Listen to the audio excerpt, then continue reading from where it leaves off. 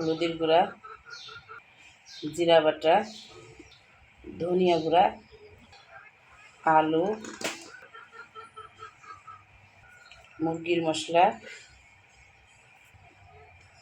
সাদা তেল,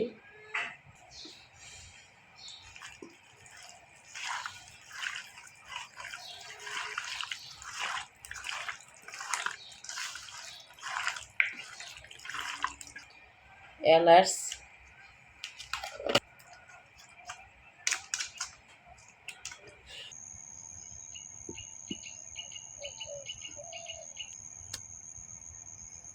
ধরাই দেই।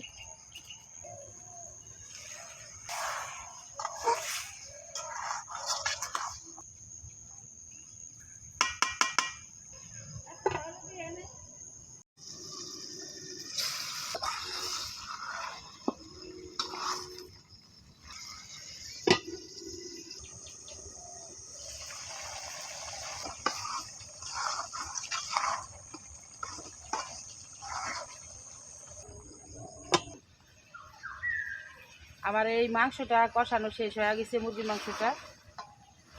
এই যে মাংস থেকে এখন তেল বেরিয়ে গেছে, কষানো শেষ। এখন আমি ঝোলটা দিয়ে দেবো।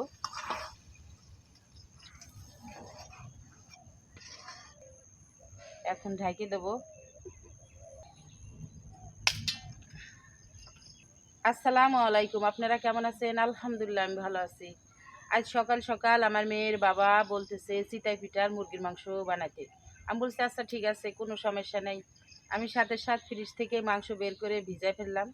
তারপরে যখন আমার মাংসটা রান্না করা শেষ হয়ে গেছে, এখন আমি এই যে আটা গুলিয়ে রাখছি, এই চালের গুঁড়া, এখন এগুলো দিয়ে আমি চিতাই পিঠা বানাবো।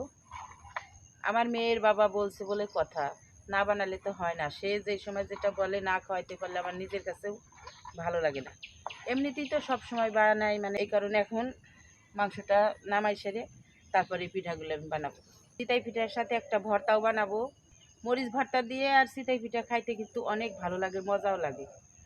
এখন মাংসটা হতে থাকুক, ততক্ষণে আমি সেই ভর্তা বানানোর আয়োজনটা করি। আপনারা আমার সাথেই থাকুন।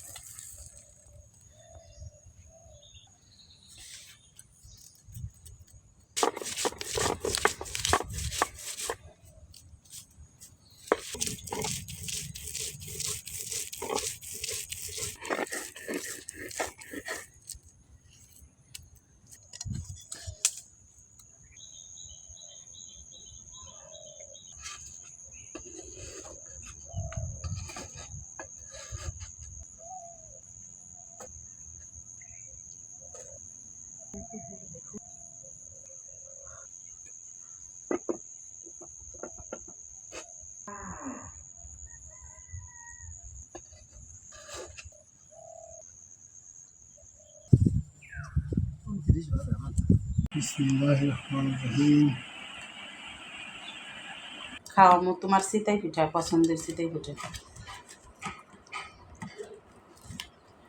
দুই হাত দিয়ে দৌড়ে ছিঁড়ে তারপরে খাওয়া লাগে। আরে মেয়েরা রে,